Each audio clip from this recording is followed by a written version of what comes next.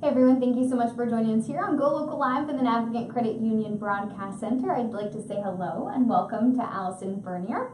She is Director of Care and Integration at the Providence Center. She's also a licensed independent clinical social worker with over 20 years of experience in the behavioral health field. So Allison, thanks so much for joining us. Thank you so much for having me. I'm really looking forward to this discussion. So like we've mentioned, the holidays are quickly approaching, Thanksgiving coming soon, and then holidays just rapidly come about quicker than that. So with that comes a lot of excitement, a lot of joy for many people. Also becomes a lot of stress, a lot of anxiety.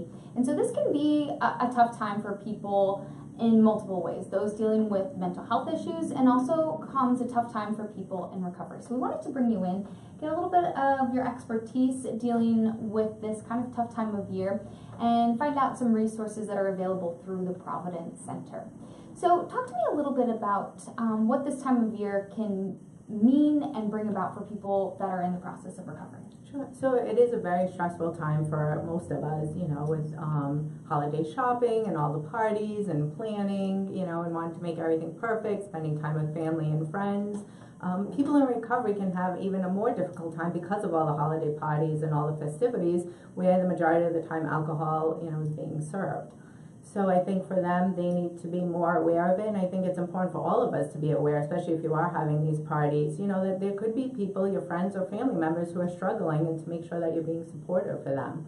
So I think there are definitely things that you can do as the host of the party, making sure that you're offering non-alcoholic beverages, making sure that you're having options for them, and being aware, not pressuring people to drink, whether they're in recovery or not,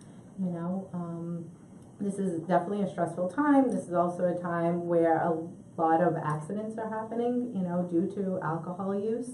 And I think people need to be aware of that. People who normally aren't drinkers, because they are at parties and festivities, are drinking more than normal. They may not know, what their number should be or where they should be, or know their limits. So I think that's important. People need to be aware of, what they're drinking, how much they're drinking, and the time frames that they're spending at these parties. Yeah, and so we wanted to, and I'm so glad we're able to have this conversation, because we want to kind of take a look at this from multiple angles. Not only do the holidays bring about excitement, and you want to mingle, and you want to talk to your friends, and you have a lot of holiday parties, so there are more opportunities to indulge in alcohol, right? But there also brings about an opportunity of dealing with a lot of stress, a lot of anxiety for people, and so you might turn to alcohol to reduce your anxiety or to make it easier to socialize. People might do that. But we also want to look at it from the approach that we're dealing with an addiction crisis in our country, and so the holidays can trigger people. So we wanted to kind of have this conversation and look at it from multifacets, and thankfully the Providence Center has a lot of resources available for people, so we're thankful for that. So let's look at this. You mentioned in terms of holiday parties, you talked a little bit about this just a moment ago, is that people are headed to holiday parties, and Thanksgiving can be a very dangerous time for people out on the roads drinking. You might get caught up in it. Whether you are an alcoholic or you're just a person that maybe doesn't have a problem with alcohol, people can tend to overindulge. What are some things that people can do if you're going out to holiday parties? What are some steps you can take so that you don't find yourself in a troubling situation? I think people need to realize you don't have to drink when you're at a party. We tell adolescents this all the time. You can go and have fun, but then as adults, sometimes we forget and we think we need the alcohol. So I think that's one of the important things. Another thing is, if you're going to a party, bring a non-alcoholic beverage, or if you're hosting it, make sure you're having those things available. I think, again, know your limit. You know how long you're going to be there, and is 1 or 2 drinks reasonable during that time frame, and you're okay, then that's fine as well. We're not saying you shouldn't drink, but as long as you know what your limit is. And I think also, having a designated driver or using a car service. It's so easy now to be able to get a ride, and so it's quick, it's fast, and it's going to keep you and everyone else safe. So I think that's definitely important. And then for people in recovery, I think they need to have a good support system, whether it's, NA or AA or their therapist, or, we have the Anchor Recovery Centers at the Providence Center, which is a great recovery community. We have the peer supports, which are amazing, working with, our clients. So I think that's important. And also maybe bring in, a buddy with them, a sober buddy who's gonna be there to have that support, so they're not the only one there. And like I said, I think it's important not to pressure people to drink as well, because you don't know what their story is. I think that's crucial, because a lot of times the holidays will bring out holiday parties in all shapes and forms. So you have the family that you're interacting with, but you could also be going to community parties. You could be going to work parties and engagements where you might not know people as well as you think you do. And so if there are certain situations that you don't want to pressure people into. You talked about having support systems. And you mentioned the Anchor Recovery Support Group there. I was reading some material that you provided on the Providence Center website. Do people often think that around the holidays you don't necessarily need to go or should go to support groups? But in fact, maybe this is like the most important time you should be going. It is definitely the most important time, because there's so many parties and so many, instances where alcohol is around, or even drug use. So, I think for people in recovery, I think they realize that, and that they tend to go more often, which is great, because they're wrapping those supports around. And it's also important for them to be part of someone else's recovery as well, because they feel like they're giving back and they're sharing. And I think that's why we've seen so much success with our peer support specialists. Definitely. Let's talk about we're dealing with an opioid epidemic right now in this nation, and Rhode Island has not been spared whatsoever. This can be extremely tough for families that are dealing with this, and it's touched so many people. How can families get through the holidays, and how can families support one another through this time? I think it's important for families to know the signs of abuse, because again, addicts a lot of times are trying to hide it. So I think it's important. Communication is huge. People need to talk about it, and not hide this. This is a disease, just like heart disease, just like cancer. People should not be embarrassed. People need to share their stories, and feel comfortable. So I think, definitely, just being supportive of each other, communicating with each other is important, and knowing the resources that are out there that you can connect, your family members or friends to. And I kind of want to springboard off that, because, say there's a family, let's take a basic family of 4, kids coming home from college, let's just put it into a scenario. And say this kid has been struggling with addiction. They come home, there's a lot of pressure, and mom says, I'm so glad they were here, there's a lot of pressure. And this child says, hey, I need support, I need to go to a meeting. And the mom's like, but we're sitting down for dinner, you haven't been home in 4 months. How can a family, we haven't seen you, but we know you're dealing with this addiction.